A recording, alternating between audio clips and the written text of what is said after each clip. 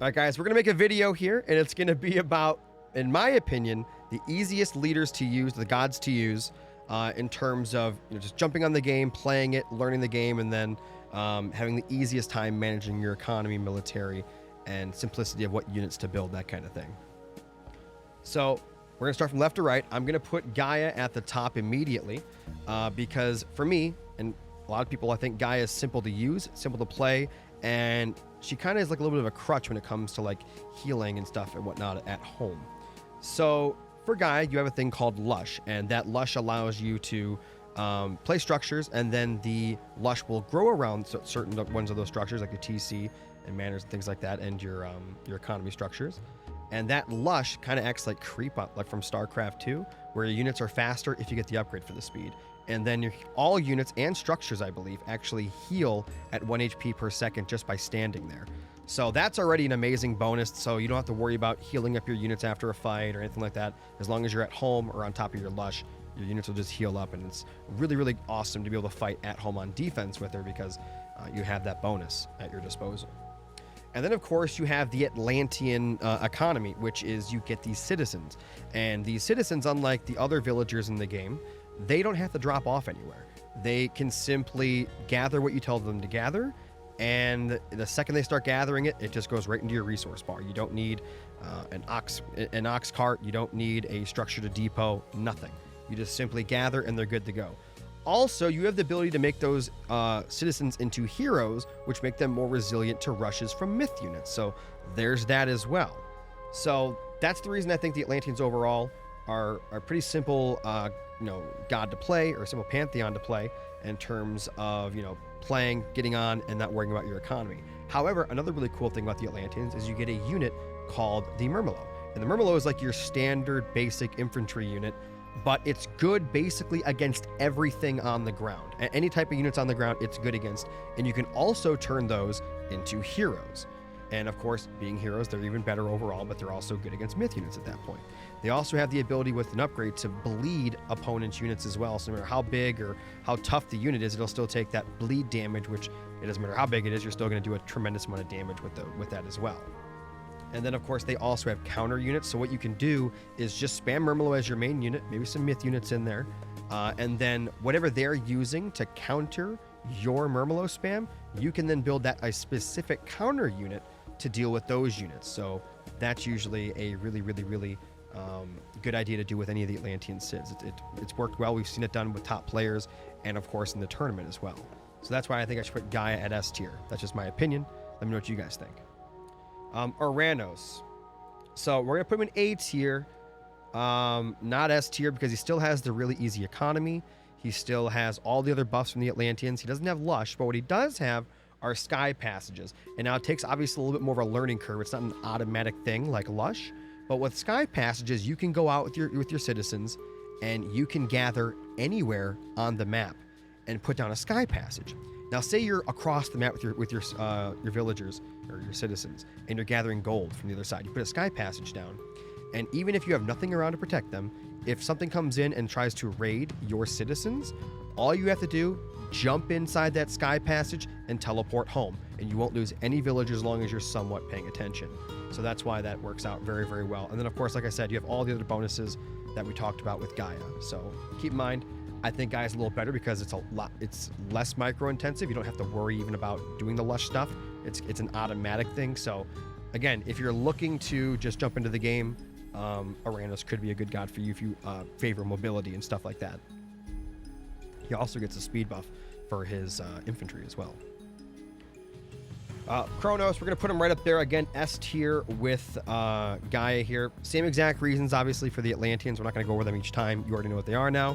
However, instead of Sky Passages like Oranos, and instead of the Lush with Gaia, you have the ability to transport your structures around with the teleport ability, the temporal ability. So that means you can do a very simple rush. You guys can probably look it up on YouTube. I'm sure there's I think Soup made one and a few other people, where you just teleport your temple right next to your opponent, just out of their vision. You age up really quickly, 3-4 minutes. You get 2 Prometheans instead of 1, and you just rush them right at your opponent, and you try to do some economical damage. And you can either follow up with more counter barracks and things like that, or more barracks right there on the front, or if it gets fended off, you can just simply teleport the temple back and go into a standard game. And it's very, very easy to do because, again, your economy is so simple to manage. You don't even have to worry about it back at home as long as you're continuing your vital production and putting them where they got to go. You don't have to worry about building granaries or anything like that. You just build your economy and focus fully on your military push.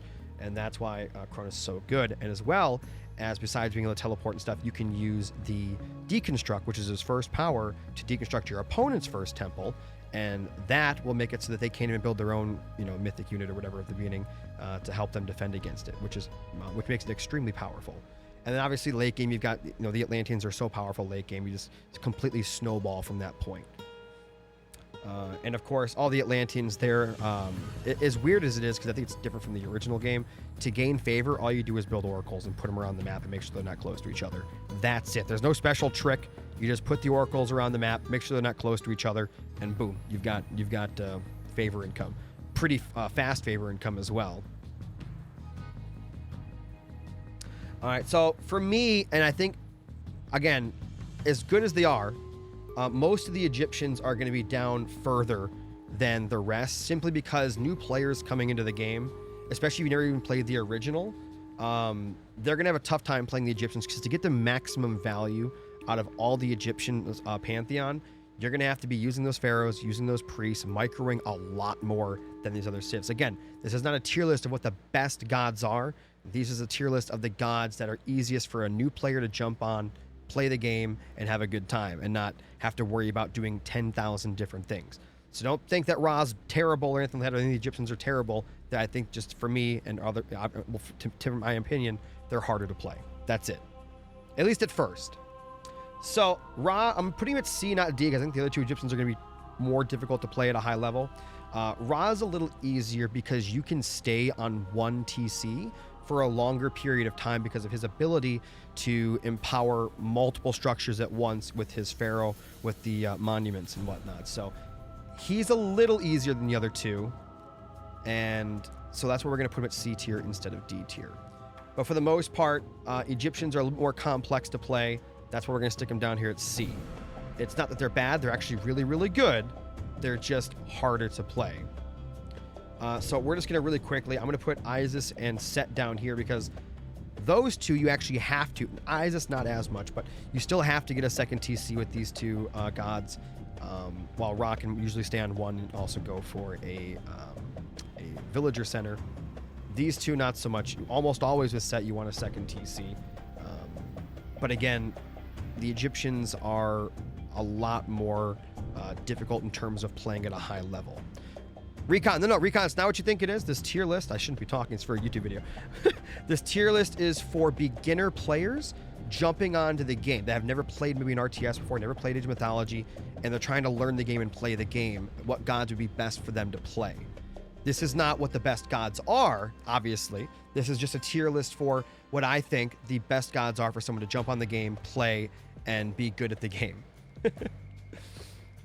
All right, so and for me, I mean, I don't know what your opinions are. I think the Egyptians are a lot harder to play at a high level because you have to be on time with what you go, with what you do with your pharaohs, what you empower, when you empower it, when you go from granary, when do you swap over to your mining camp, and all that stuff. Redo the whole video, we'll do that. So again, the Egyptians, great gods, just harder to play, I think, for newer players. Poseidon, I'm going to put him at A tier for a newer player. I don't think he's as easy to play overall as Gaia and Cronus. However, as Poseidon, if you have played another RTS or anything like that, and you are good at doing harassment or you like being aggressive, Poseidon could be the god for you. Not only is he an easier god to play, he's also one of the best gods in the game right now, according to most of the top players as well. Simply because of his cavalry and whatnot. You can run around the map. You can raid with your Hippus. You can do a bunch of damage. Your Cav will also heal. Yeah, once you get to heroic age, that can actually siphon HP in the middle of battle. You also get the lure at the start of the game, which you can drop in. They also fixed the bug with it now. You can actually even get your granary upgrades with it. So you drop in that lure, it brings in food, spawns free chickens.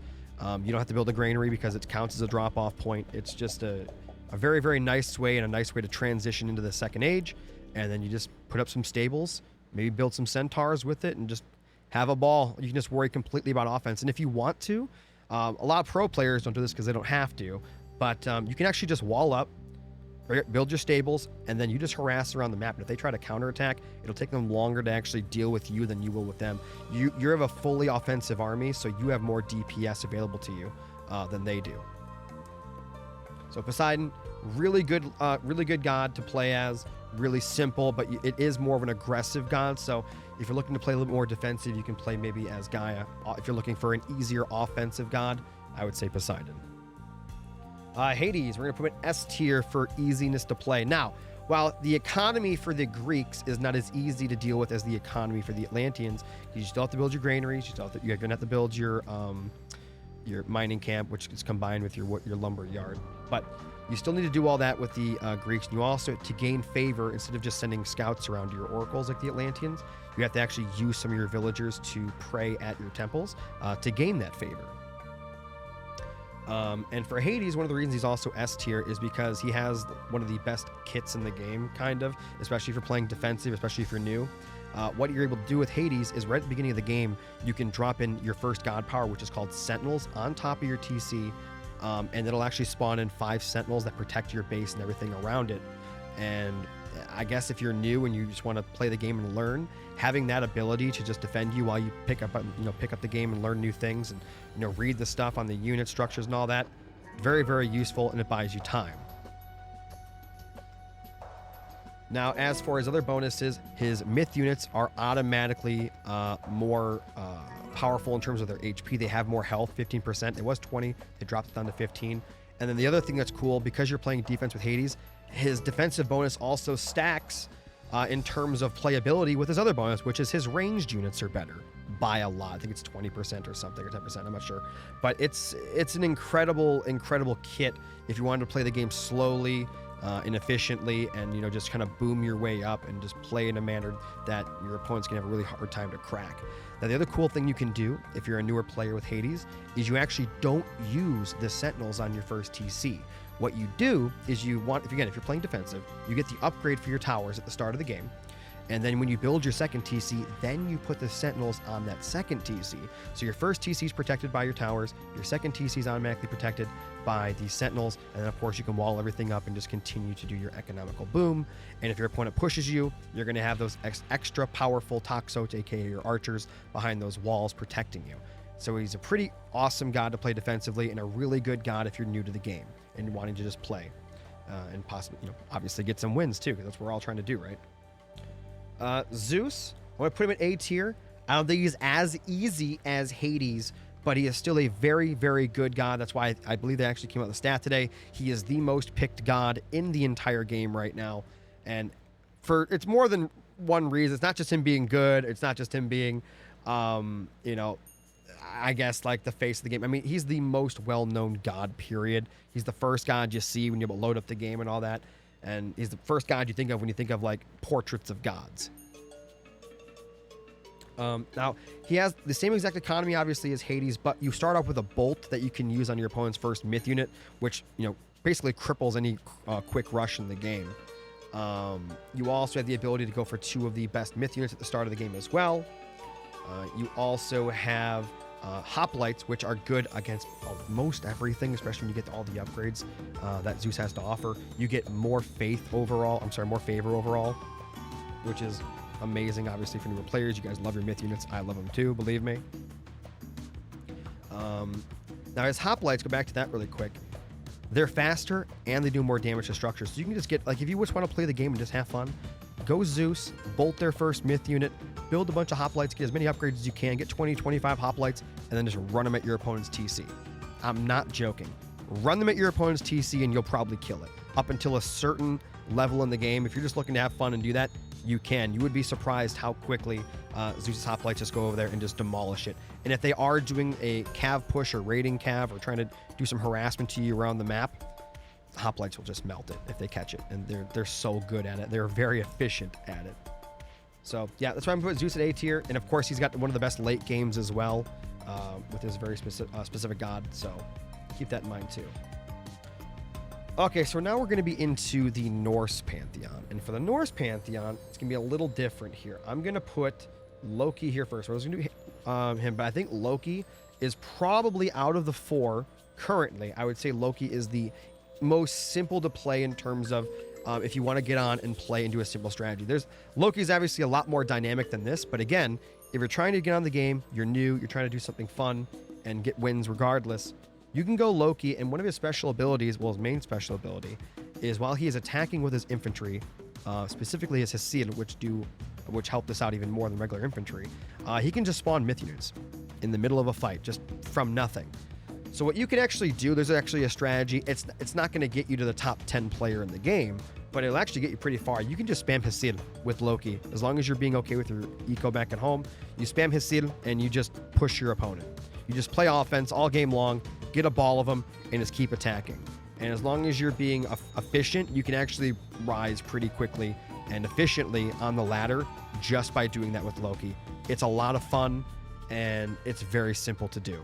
Now, of course, the economy is a little different. Obviously, for the Norse, you got to do a little bit more work with there. You have to move around your ox carts, which are your drop-off points. You have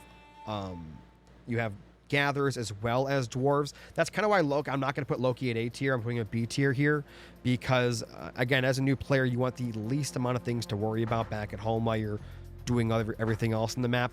So the fact that you have to build 2 different types of villagers, you have to move around the ox carts instead of just having your stable and just structures and whatnot around the map.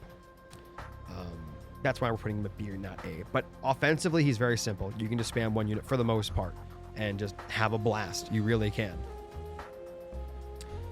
Odin, I'm going to put him also at B tier because you can play him kind of just like Loki, but instead you're actually able to afford to buy those myth units because of the amount of favor he gathers just by running around with those Hessil. And you also have the ability to play him a little bit like Poseidon, where you can actually just put up 2 of your halls and then just pump out raiding cav, which can go around and do the exact same thing that Poseidons do.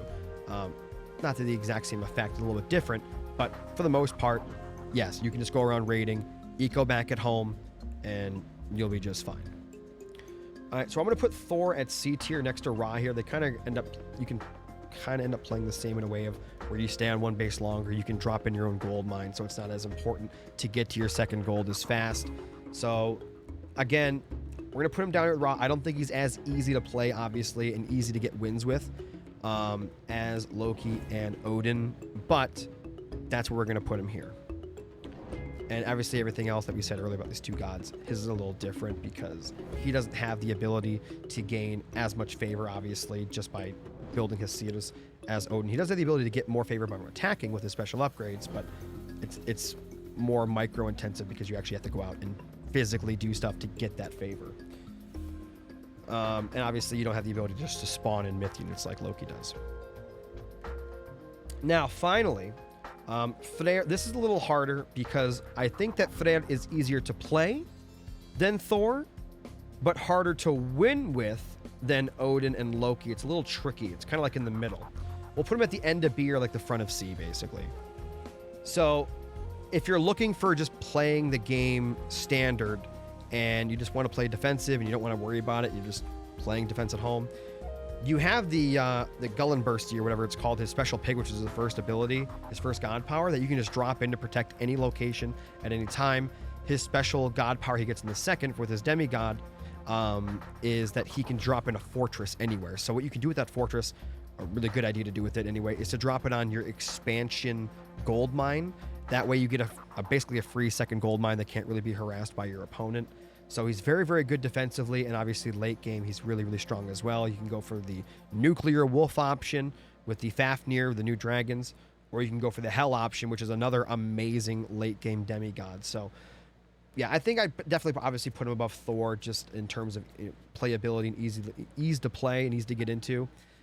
Very good defensively though, for sure. But yeah, guys, that's going to be my list here for, again, for those just not watching on Twitch, this is my list for new players getting into the game and what gods they should pick if they want to just have an easier time to play, not have to micro as much, not have to worry about crazy things in terms of like, obviously the Egyptians are down here. They're really good.